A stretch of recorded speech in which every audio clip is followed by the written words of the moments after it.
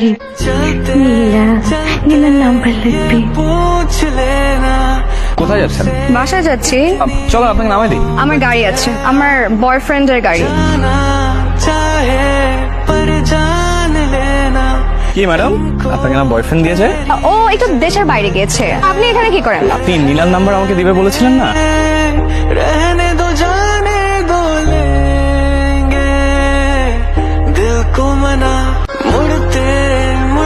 নাম্বারটা তো দিলেন না।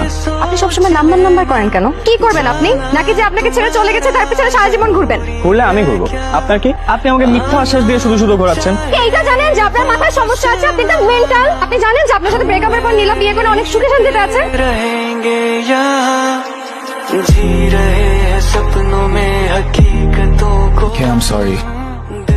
I'm 100% sure that you love me.